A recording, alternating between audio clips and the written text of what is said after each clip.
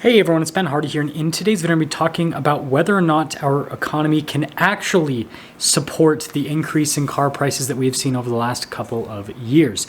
Before we get into this video though, as always, if you want to save time and money the next time you purchase a car, link to my car buying guide in the description down below. And then if you want to see more videos just like this, then I recommend you subscribe because I post content every single day. Let's get into it.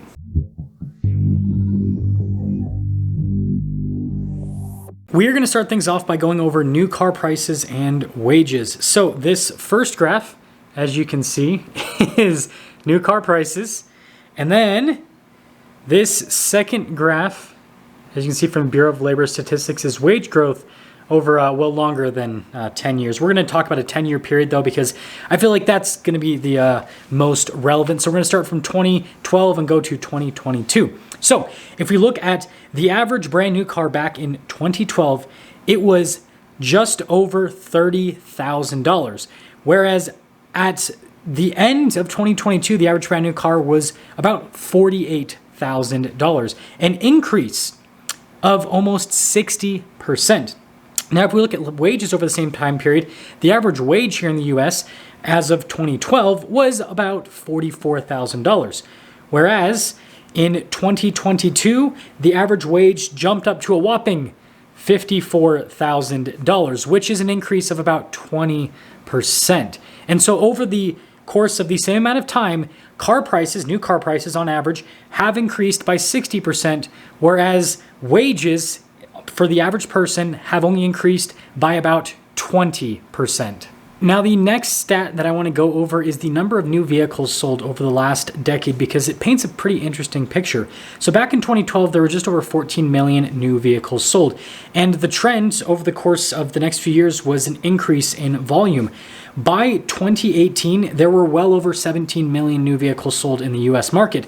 But then things started to decrease. 2019 saw less than 17 million.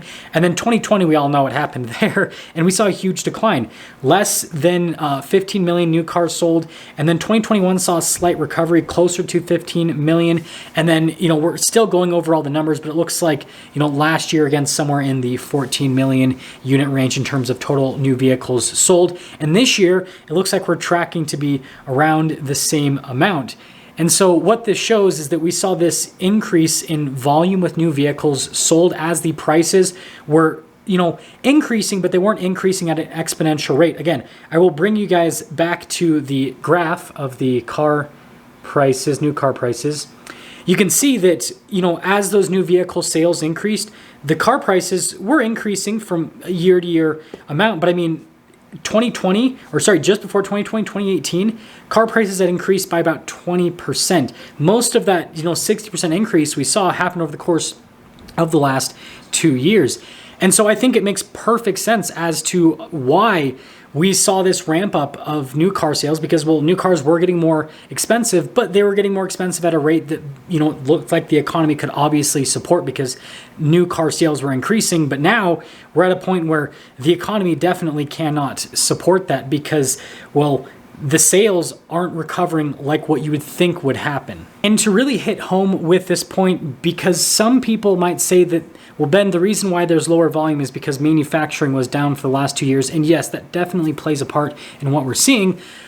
But if you look at the day supply number with different automakers, it is steadily increasing. Right now, the industry average is about 60 days roughly. And you have some automakers like Jeep and Buick and Ram that have day supply numbers of well over 100 days. It would take them over 100 days to sell out of all of their new car inventory.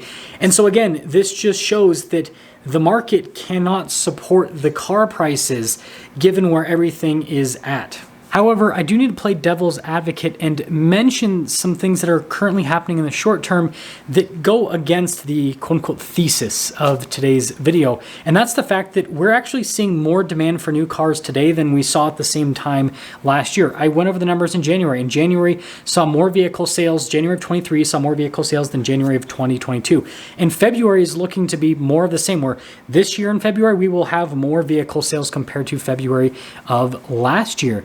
And so what it appears is that although it looks like the car market probably cannot support pre-pandemic levels of volume, the car market seems to be able to support more new car volume than what we have seen over the course of the pandemic. I do need to put that out there. Now, the last data set that I want to go over is going to be interest rates. Now, I don't have a fancy graph to show you. It's just like a long list of interest rates over the course of the last decade, roughly. Well, actually 2014 to 2023.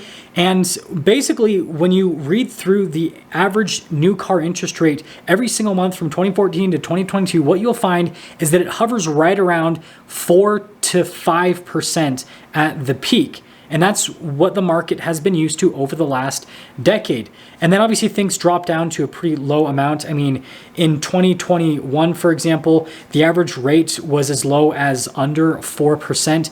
Well, right now, the average interest rate is over 6%.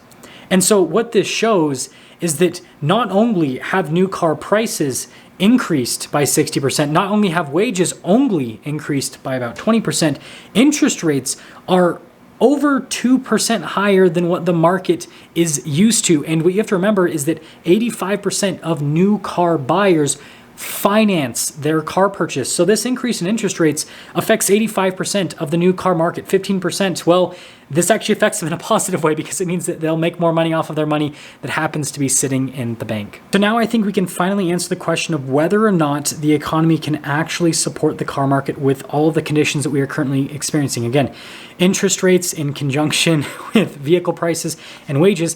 And the answer is actually both yes and no. The answer is yes if your idea of a car market is a car market that sees between 10 to 14 million new vehicles sold per year. The answer is no if your idea of a car market is a car market that sees more than that in terms of overall new car volume. And I think if we dive a little bit further back with the new cars sold per year data, it'll really show this, because if we look at the years just before the great financial crisis, the car market saw an average sales rate of just under 17 million new vehicles sold per year.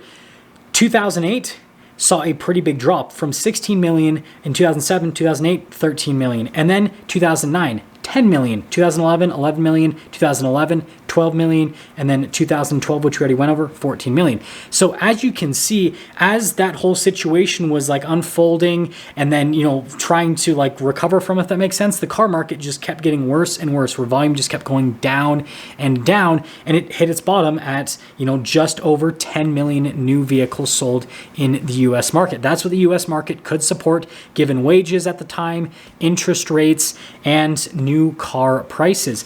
And so what I'd have to say is, again, it really just going to come down to your perception of what the car market looks like. And so I think that the expectation for automakers, and it seems like they're pretty in line with this, is that it needs to be that volume is going to be significantly lower, and the people that are going to be purchasing cars are the people that happen to just have more money, right? People that just have higher incomes. And then the people that don't have as much money, that have lower incomes, they're not going to be purchasing cars. They're going to be that, that top end of, the 3 to 4 million people that were purchasing cars just a few years ago that are no longer going to be purchasing cars. And I think this is why we see such a big shift with automakers, where they're focusing on building so many of these high dollar cars, because they have this assumption that that's all that's going to be purchased over the next few years, because the, more affordable vehicles aren't going to be purchased, because the demographic that's going to purchase those, they're just not in the car market at this point until things recover, until interest rates come down, until wages increase a little bit, and until these new car prices level off a little bit more.